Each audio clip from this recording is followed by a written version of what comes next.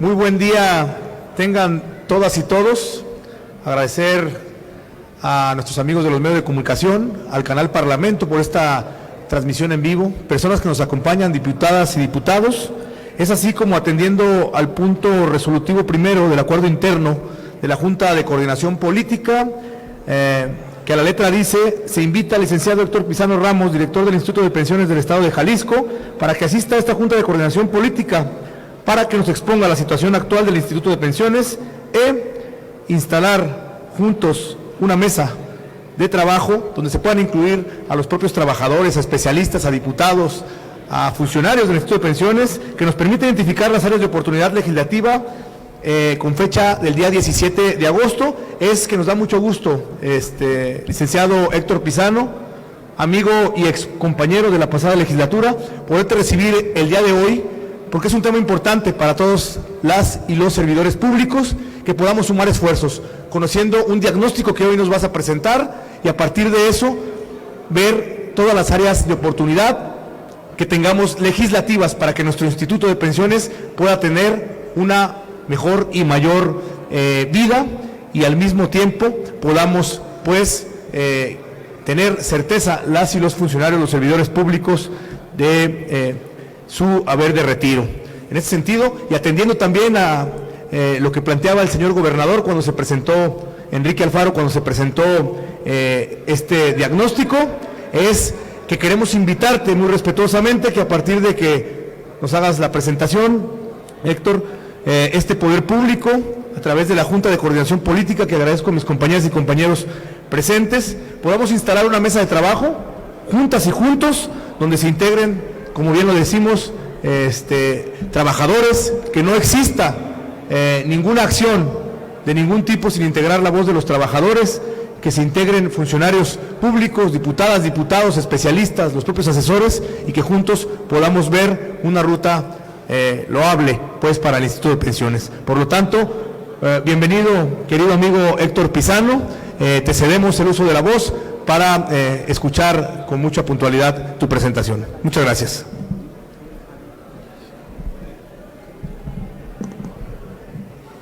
Muy buenas tardes tengan todos ustedes. Primero que nada, una vez más, agradecer al Poder Legislativo del Estado de Jalisco la oportunidad de poder estar aquí con ustedes, a la Junta de Coordinación Política, obviamente a las compañeras diputadas y diputados que nos acompañan el día de hoy, por su interés y su atención. La verdad, muchas gracias a nombre del Instituto de Pensiones del Estado de Jalisco, y a quienes nos acompañan, representantes de los trabajadores, de los pensionados, los jubilados y a los medios de comunicación. La verdad, agradecer este espacio que para nosotros es de la mayor trascendencia, toda vez que el tema del sistema pensionario, no solo en el Estado de Jalisco, sino en el país, para nosotros reviste la mayor importancia.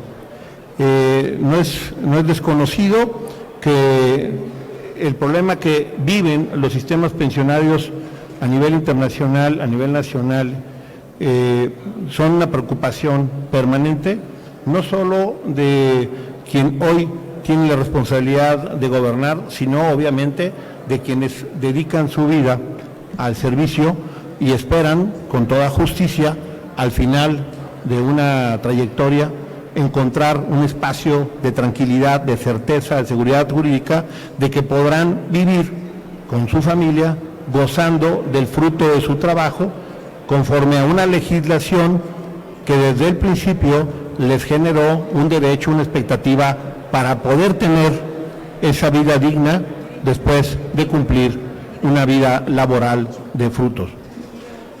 Desde el estudio actuarial del 2009, se tenía conocimiento de que el sistema pensionario en Jalisco tenía una vulnerabilidad financiera, es decir, que tenía una problemática en términos pensioneros de corto plazo. Desgraciadamente, no obstante, lo que este estudio actuarial decía, señalaba, y 5 más posteriores, 2012, 2014, 2017, 2018, se señalaba una problemática importante. Desgraciadamente no se hizo nada.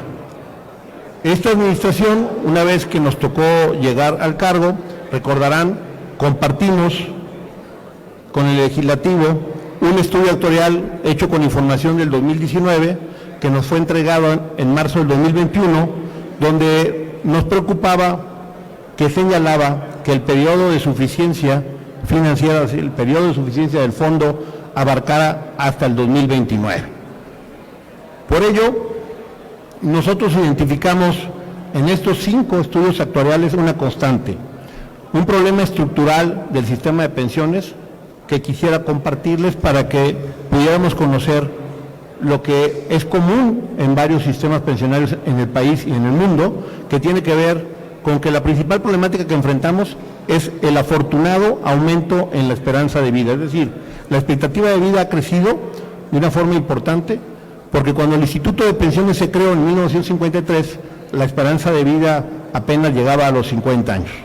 Mientras que en la actualidad, afortunadamente, la expectativa de vida es de 76 años, y si tú ya llegaste a los 50 años, según los estudios del INEGI, tu expectativa de vida debe estar por lo menos a los 83 años.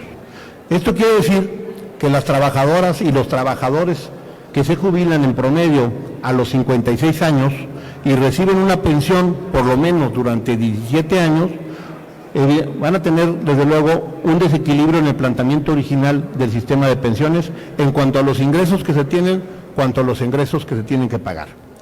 El segundo problema que nosotros encontramos es que tenemos un mal diseño del sueldo regulador, es decir, el 54% de lo que eran nuestros 123,000 afiliados antes de la reforma se van a jubilar con un modelo pensionario que viene de antes del 2009, que tiene que ver, que no tiene requisitos de edad y que para determinar la pensión se promedia solamente el último año cotizado. El promedio del último año cotizado, desde luego, nos ha generado desgraciadamente una mala práctica, ocasionando que algunos afiliados tienen con una percepción mucho mayor a lo que aportaron durante toda su vida laboral. Es decir, si una persona estuvo aportando durante 20 años 10,000 pesos mensuales y de los 10,000 pesos mensuales su aportación, en el último año puede que tenga un salario de 120,000 pesos y con ese salario se le va a jubilar, lo que genera una desproporción entre el monto que se tiene de la bolsa en el fondo contra lo que va a recibir en los próximos años como jubilado. Otro problema estructural que tiene el sistema de pensiones es el decremento en la tasa de nuevos trabajadores. Es decir, del 2013 al 2022, el número de afiliados al sistema de pensiones apenas creció el 7.84%, mientras que la población de pensionados y jubilados creció en ese mismo lapso en un 110%. Para ilustrar este problema, les voy a señalar que en el 2010 teníamos a 8.2 afiliados, 8.2 personas que aportan al Instituto de Pensiones por cada pensionado. En el 2021 la cifra disminuyó de manera alarmante, solamente tenemos 2.9 trabajadores aportando por cada pensionado. Eso deja claro cuál es la situación que vive un sistema de pensiones cuando decrece el número de aportantes y crece el número de pensionados. Y hoy les voy a decir que de acuerdo a los últimos estudios actuariales, del 2020 al 2028, técnicamente se va a duplicar el número de pensionados en la entidad. Otro punto importante para señalar es lo que denominamos la insuficiencia de aportaciones del Fondo Solidario. Es decir, la aportación que realizó el afiliado al sistema de pensiones durante su vida laboral únicamente nos va a alcanzar en promedio al pago de 5 años de jubilación. Los restantes 12 años en promedio de jubilación tienen que ir a cargo del Fondo Solidario de todos los que aportamos. ¿Por qué pasa esto? Si ustedes ven la reforma del 2009, que hoy pone como requisito 65 años para jubilarse y como sueldo regulador los últimos 3 años, van a ver que si una persona aportó durante 30 años su 32%, que es el actual, conste que fuera una constante, normalmente antes aportaban el 10%, luego fue subiendo gradualmente, hoy es el 32%. Pero si una persona aportara durante 30 años 32% de su salario, todo lo que juntaría le ajustaría para pagar 9 años, 6 meses de su pensión.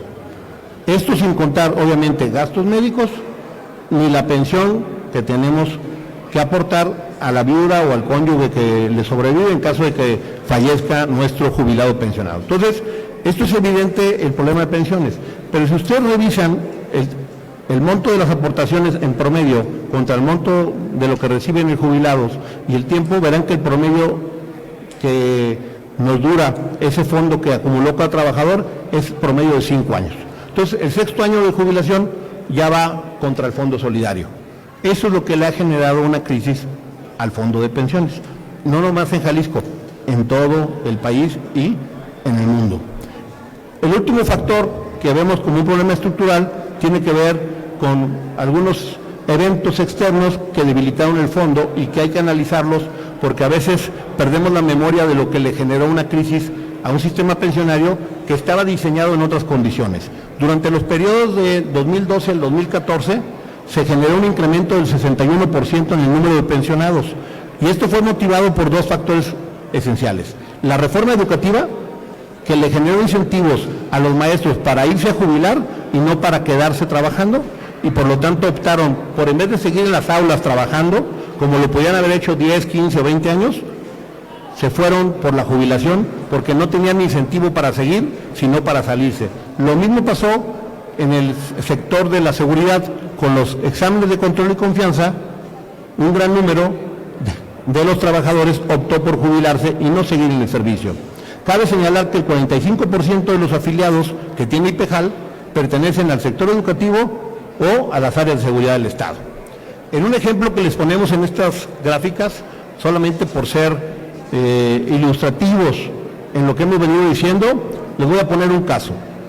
Un servidor público que logró su jubilación en el 2007, con 60 años de edad, lo hizo a partir de una aportación que él había dado, él personalmente, de 360,000 pesos, se le determina una pensión de 122,000 pesos, pensión que se incrementa con el tema de la reforma hasta 181,000 pesos que hoy se pagan, y resulta que cuando revisas cuánto le ha pagado pensiones a este servidor público, ya le pagamos 30 millones, sin los gastos médicos.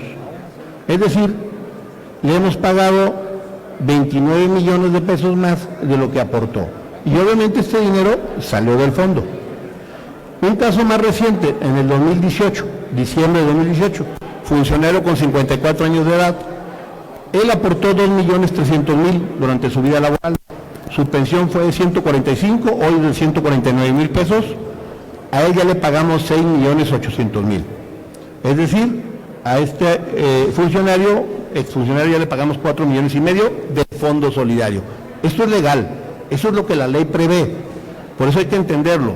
No estamos hablando que hay una ilegalidad, estamos hablando que el diseño del sistema pensionario tiene una falla estructural por la expectativa de vida, por el sueldo regulador, porque crecieron más los jubilados que los que aportaban y porque factores externos vinieron a pegarle presión al sistema, más la insuficiencia que te genera el fondo por las aportaciones.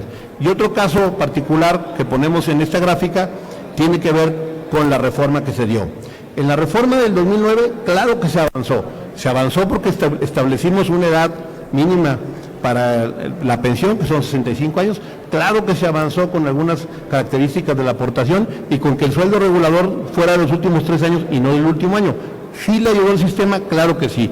¿Cuándo veremos los efectos? A partir del 38. ¿Por qué? Porque es cuando se cumplen el primer supuesto de esta ley. Pero en esta gráfica pueden ver el caso de un solo funcionario en los 2 ejemplos de la ley anterior y la ley actual.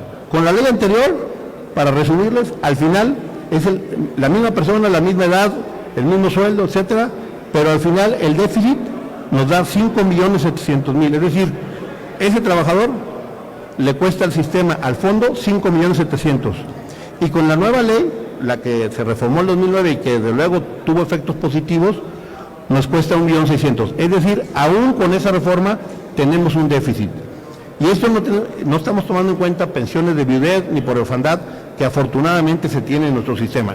El sistema de pensiones en Jalisco es uno de los sistemas más generosos y lo que pretendemos es que se mantenga así. porque aquí tenemos atención médica de primero, segundo y tercer nivel, tenemos la cobertura para la viuda o el viudo, en su caso tenemos pensiones de invalidez y de orfandad, y tenemos prestaciones muy importantes como los préstamos de corto plazo, mediano plazo e hipotecarios. Todo esto es un sistema pensionario que pretendemos proteger, que no existe en la mayoría de nuestro país. En el comparativo de los sistemas estatales, si me permiten una gráfica muy rápida, tiene el tema de las aportaciones. En el ISSSTE León, que son los trabajadores de Seguridad Social que tiene Nuevo León, la aportación ronda sobre el 44.70%.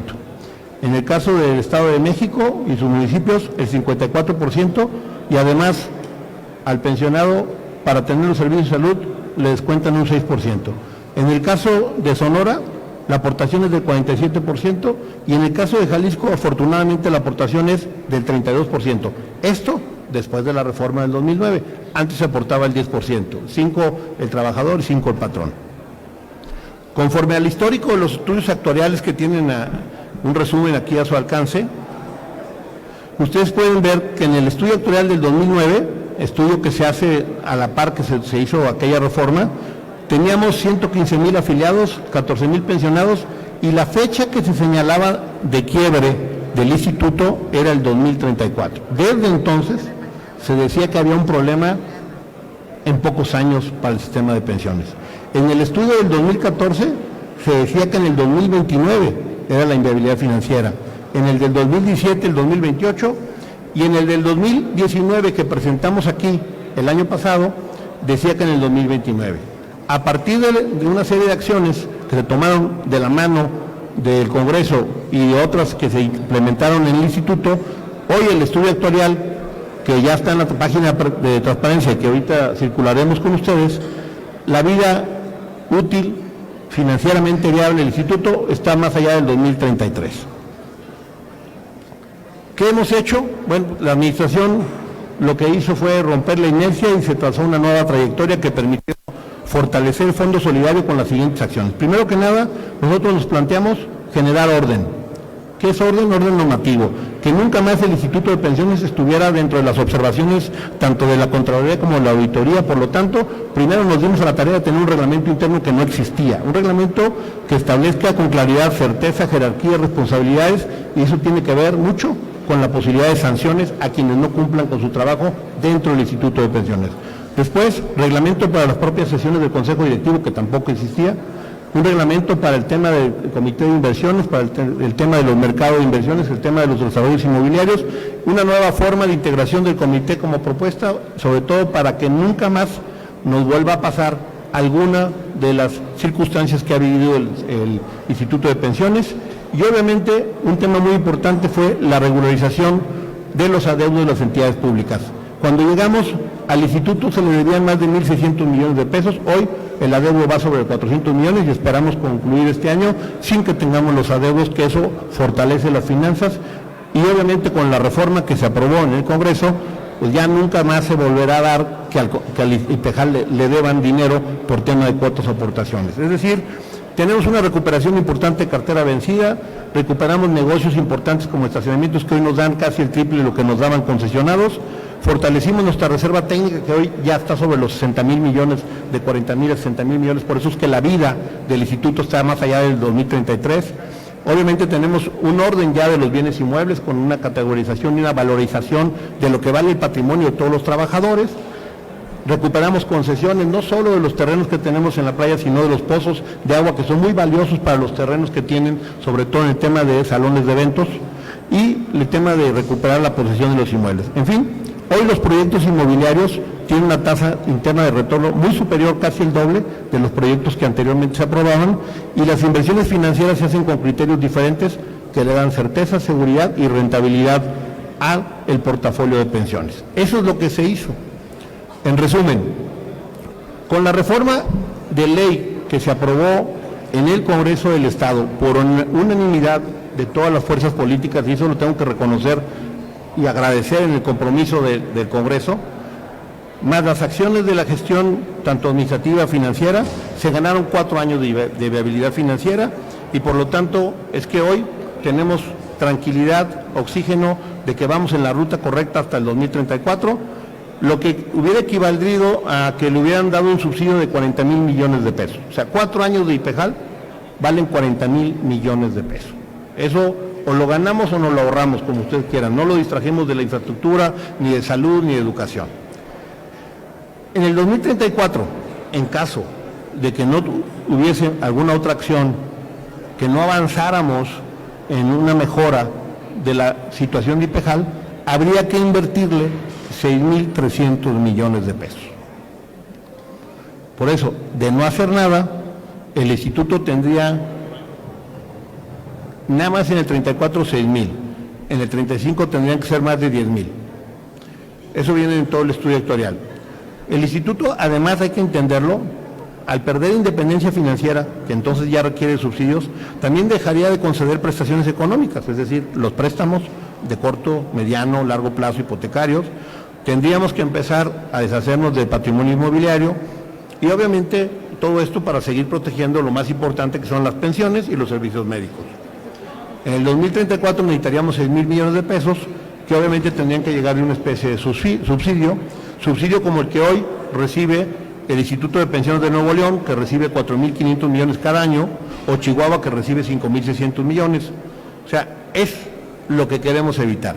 Si nosotros seguimos en la ruta que vamos, de una buena administración, de orden en las finanzas, de seguir trabajando en crecer la base, implementando la reforma que se aprobó en el legislativo, de seguro le ganaremos más vida, tal vez 1 año o 2 más de lo que hoy tiene el estudio actuarial. Es decir, trabajando podemos seguir creciendo, pero el crecimiento tal vez no sea igual de acelerado que el crecimiento de pensionados por la ola que tenemos hoy, que les decía que del 20 al 28 casi se va a duplicar la población pensionada. Por eso es importante que se pueda abrir una mesa de diálogo con los trabajadores. Por eso señalamos que es momento que los trabajadores de Jalisco decidan el marco de este Instituto de Pensiones, que podamos escuchar cuál es la visión que tienen los trabajadores sobre cómo debe establecerse el sistema pensionario en Jalisco, cómo debemos de fortalecer el sistema pensionario, cómo podemos generar condiciones para que este fondo solidario permanezca, perdure, se acrecente y podamos seguir pagando las pensiones, dando servicios médicos. Hoy le apostamos a la prevención. Para uno de los factores que le queremos apostar, en vez de estar pagando 1,200 millones de pesos en servicios médicos que tenemos de especialistas, medicinas, si le apostamos a la prevención con actividades que tienen que ver de atención a nuestros jubilados y con la 4ª unidad médica familiar que estamos construyendo, ese sistema de atención preventivo nos debe de ahorrar un gran dinero en términos de salud sin que esto tenga menoscabo en la calidad. Lo que hemos buscado es implementar mejores hospitales en el sistema de pensiones. Hoy tenemos mejores hospitales que antes, tenemos 210 especialistas, tenemos 3 unidades médicas y estamos construyendo una 4ª que va a atender a 6,000 pensionados.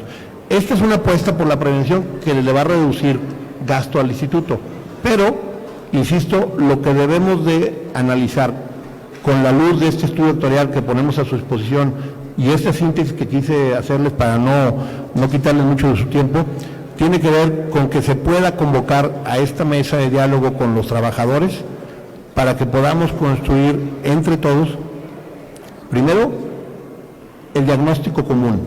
Creo que lo más importante es que nos pongamos de acuerdo en cuál es la realidad. Hoy ya implementamos todas las acciones correctivas que tienen que ver con demandas, juicios, procedimientos administrativos, todo lo que tenía que ver con recuperar recursos que en algún momento pudieron haberse desviado o que se pudieron poner en peligro de IPEJAL. Sí, eso no resuelve el problema de IPEJAL.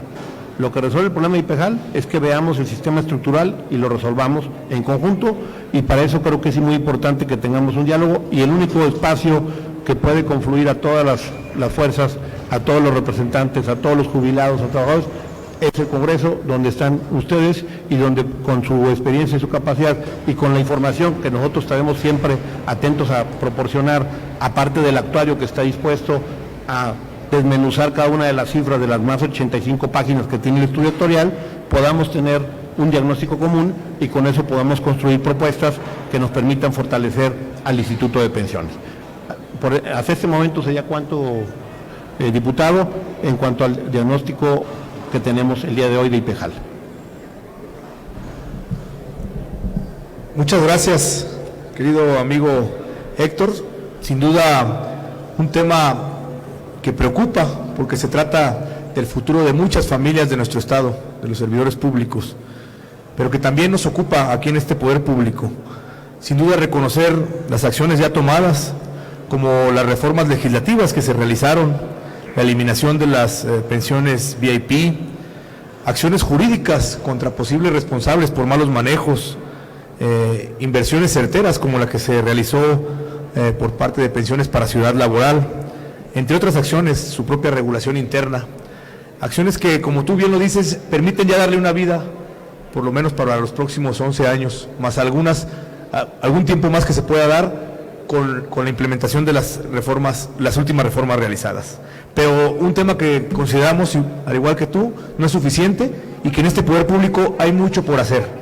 A partir de eso es que, con mucho respeto, es que te decimos, iniciamos pues ya la comunicación y estaremos informando a medios de comunicación el desarrollo de estas mesas de trabajo con la integración permanente y precisa de los trabajadores, y que a partir de eso podamos lograr juntas y juntos un producto legislativo a la altura de las circunstancias para que Pensiones tenga más y mejor vida. En este momento me gustaría decirles a mis compañeras y compañeros diputados, si alguien quisiera hacer el uso de la voz, queda abierto el micrófono. A ver, empezamos.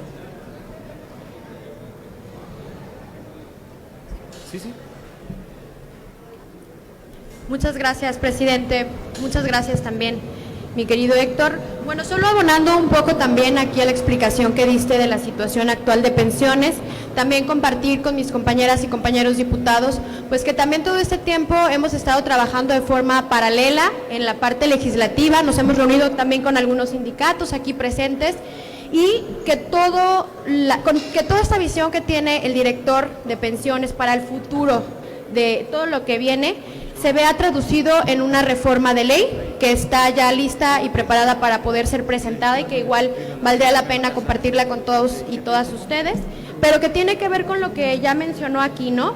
Primero que nada, pues dar continuidad a las reformas que ya se hicieron en el 2021 para poder ampliar, sobre todo, y mejorar los derechos de las y los trabajadores de pensiones del Estado. También, pues, el fondo de aportaciones, que puedan retirar su antigüedad, a los afiliados futuros, el bono de permanencia, el fondo de aportación individual, y bueno, todas estas condiciones que también buscan la equidad y la igualdad, la perspectiva de género en todas estas reformas, en pro y en beneficio de todas las y los trabajadores. Me gustaría compartirles también a mis compañeros, en un momento se los comparto al grupo, la ficha técnica y la propuesta de reforma que tenemos para abonarle a esta construcción y a este diálogo, que me parece pertinente tener un pase de salida y desde ahí construir lo que viene. Porque también hay que reconocer, ¿no?, el trabajo que se ha hecho, una reforma que fue muy benéfica, pero sin duda alguna hace falta mucho más, y poner toda la voluntad desde la comisión que me honro en presidir, de Competitividad, Innovación, Desarrollo Económico y Trabajo, que le tocará dictaminar pues todas estas propuestas, de que está abierta. Y bueno, pues también agradecer el apoyo de mis compañeros integrantes de la comisión, Julio, Alejandra, Lalo, Ron, María Padilla, que siempre han estado proponiendo algunas cosas para el bien de pensiones. Entonces, ¿cuánto? Lo pongo a la orden y pues a seguir construyendo, ¿no? Muchísimas gracias. Muchas gracias, diputada Gaby. Muchas gracias. Gracias, compañera diputada presidenta de la comisión. Primero que nada, darte la bienvenida, director, aquí al Congreso. Creo que el reto que tenemos es muy claro, ¿no? Cumplir las obligaciones y aumentar y garantizar la viabilidad financiera de nuestro instituto. Hace unos días, en un diario local, leímos algunos testimonios de personas que entregaron toda su vida al servicio público en Jalisco y hoy viven en una angustia permanente. Tenemos el ejemplo, por ejemplo, de Yolanda Martínez, que trabajó 28 años para el Estado, y aunque tiene 10 años que se retiró, cree que pronto puede llegar el día en el que pueda dejar de recibir su pensión, nada más, así, un día para otro. ¿Y qué va a hacer ella si este es su único ingreso? Como ella, en Jalisco la incertidumbre de contar con un futuro asegurado, a pesar de haber cumplido con sus aportaciones, nos afecta. no solo a quienes ya reciben la pensión, sino también el día de hoy estamos aportando para buscar un retiro en paz. Todas y todos sabemos aquí que la viabilidad del Instituto de Pensiones está en juego y que tenemos que hacer algo de inmediato porque se trata del futuro de miles de trabajadores que esperan algún día pensionarse con justicia. El análisis que nos presentan es claro y la conclusión es que si no se actúa, en 10 años máximo el organismo estaría en bancarrota e imposibilitado para pagar a los pensionados. Por eso estoy seguro de que no hay uno solo de las y los legisladores que estamos aquí presentes que se niegue a que abordar este tema de inmediato es urgente y es claro. La pregunta que debemos hacernos es qué reformas debemos de realizar o si se requiere una nueva ley. Para ello debemos conocer las experiencias internacionales en el manejo de la nueva realidad del sistema pensionario y conocer la problemática estructural para fortalecer a nuestro instituto, observando siempre también la situación de otros sistemas pensionarios estatales, como nos presentaba aquí nuestro director, buscando adoptar mejores prácticas que nos ayuden a fortalecer nuestro instituto. Tenemos adicionalmente que hacer una revisión de la actual ley de servidores públicos, de la ley de pensiones. El columnista Carlos Martínez Macías nos planteaba ayer una serie de preguntas muy pertinentes. Y yo creo que es muy fácil hablar desde la barrera viendo los toros desde lejitos, cuando no es ni dinero el que nosotros aportamos ni nuestra responsabilidad, aunque en este caso, en esta mesa, sí lo es. Por eso lo que quiero plantear aquí es que para construir la nueva ley o la nueva reforma integral, lo que sea necesario se tome en cuenta también de manera preferencial la opinión de todas las y los trabajadores, sindicatos, pensionados. Debemos conocer su visión y que nos den su opinión y escuchar sus propuestas.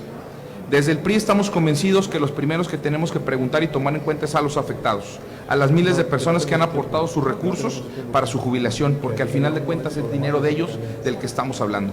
Sería injusto que tomemos decisiones sin que ellos participen, por ello es que queremos invitar al diálogo y a una participación en conjunto. Muchas gracias. Muchas gracias, diputado Julio. Diputada Claudia, ¿tiene el uso de la voz o Abel? ¿Quién sigue? ¿Claudia? Adelante, diputada Claudia Murguía. Gracias, presidente. Héctor, darte la bienvenida al Congreso y reconocer el trabajo que has venido haciendo. Cuando tú tomaste el cargo del instituto, pues había que ir cuesta arriba.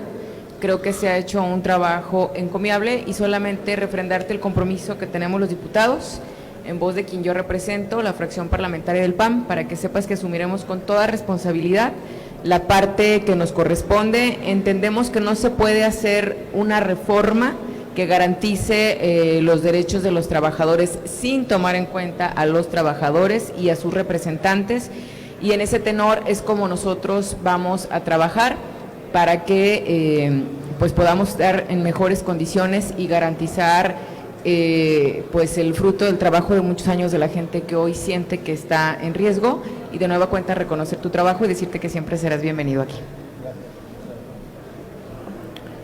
Muchas gracias. Adelante, diputada Mara. Muchas gracias, compañeros diputados. Bienvenido, Héctor Pizano. Nosotros analizaremos con todo detalle y con todo cuidado la propuesta que hoy se presenta. Cuando lleguen además los respectivos documentos, lo haremos también con mucha dedicación. Pero yo adelanto lo que es la preocupación central de Hagamos en el sistema de pensiones. Nos parece que los trabajadores están subrepresentados, que no puede ser posible que solamente se tenga un asiento para quienes trabajan en todas las entidades públicas del Estado, y que precisamente los problemas serios que han existido en los últimos tiempos derivan del poco peso que tienen ellos en la instancia directiva. Entendemos perfectamente el peso que tiene la nómina de los maestros, su sindicalismo, y nosotros estamos de acuerdo en que ellos deben tener un asiento per se, pero definitivamente el resto de los trabajadores no pueden tener solamente un voto en esa instancia. Entonces nosotros vamos a luchar porque en ese espacio directivo donde se toman las resoluciones de mayor trascendencia para los trabajadores, se incremente de manera sustantiva el peso de los dueños del dinero, el peso precisamente de los que trabajan a niveles ínfimos en todo el gobierno, los que sostienen realmente la estructura del poder público en el Estado para que su representación ahí sea realmente significativa y esté a la altura de la aportación de ellos, que son verdaderamente el pilar del trabajo del servicio público. Así que para nosotros será muy importante fijar nuestra postura en ese sentido y, en segundo lugar, que tenemos que terminar con la opacidad que ha permeado en todos estos años en el Instituto de Pensiones. No por menos, hoy tenemos a un funcionario en la cárcel, a una diversidad de funcionarios siendo investigados. No puede seguir siendo precisamente el fondo de los trabajadores el lugar de la opacidad, del manejo irregular de los recursos y un barril sin fondo que dejará a los trabajadores en una terrible indefensión que luego el gobierno del Estado, con el dinero de los propios trabajadores, tendrá que subsanar. Entonces, todo lo que abone por la transparencia, por la rendición de cuentas y por el aumento del peso de los trabajadores en el órgano directivo de pensiones es lo que en Hagamos vamos a reivindicar. Y cualquier esfuerzo por eficientar y por ordenar, desde luego que contará también con todo nuestro apoyo. Muchas gracias. Muchas gracias. ¿Alguien más quisiera hacer uso de la voz? La diputada Erika, adelante. ¿Diputada? Muchas gracias, diputado Quirino. Pues darte la bienvenida y gracias, Héctor Pizano, por preocuparte por el tema de pensiones, ya que es muy importante para los trabajadores, incluyo entre ellos, de saber el futuro que va a tener, de estarlo cuidando, y esto es un tema muy importante. Esperemos que estas reformas sean en beneficio de pensiones y de los trabajadores para cuidar nuestro futuro. Es cuanto. ¿Alguien más? Bueno, decirte, querido amigo Héctor, que reconozco la gran voluntad política de los grupos parlamentarios. Es por eso que se decidió que esta invitación fuera vía Junta de Coordinación Política, porque es un tema que no tiene que ver con colores, que no tiene que ver con intereses, digamos, de partidos, sino que tiene que ver con el interés general de Jalisco y de sus trabajadores al servicio público. Entonces, vamos, si nos permites, a dar a partir de hoy por arrancados los trabajos para instalar la mesa. También agradecer que estuvo presente en esta presentación César Íñiguez, líder de uno de los sindicatos de aquí del Congreso, del Sindicato Independiente, muy atento escuchando el tema, porque se ha dicho puntualmente, no vamos a arrancar ninguna mesa de trabajo si no es con los espacios y las voces de los trabajadores al servicio del Estado, y así juntas y juntos tomar la mejor determinación para que el Instituto de Pensiones pueda caminar con mayor viabilidad por el bien de todas y todos y las familias de Jalisco.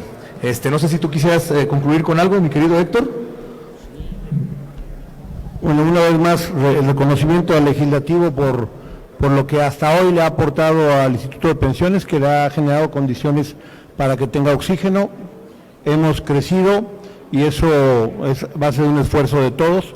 Reconocerle a quienes hoy están aquí presentes, a nuestro amigo Herminio Jasso de la Unión de Jubilados, compañera sindicato, que han estado permanentemente involucrados en todos los trabajos para buscar que pudiéramos abrir este diálogo con una idea realmente que tenga futuro, y que hoy que el Congreso así lo determina, pues agradecemos que nos abran este espacio y estaremos atentos para aportar lo que del IPEJAL información se requiera para poder acompañar este trabajo legislativo en un proceso de Parlamento abierto que yo creo que va a ser sin precedentes. Muchas gracias.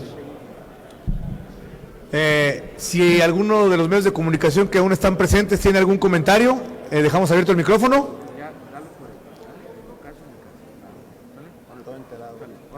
¿Todo bien?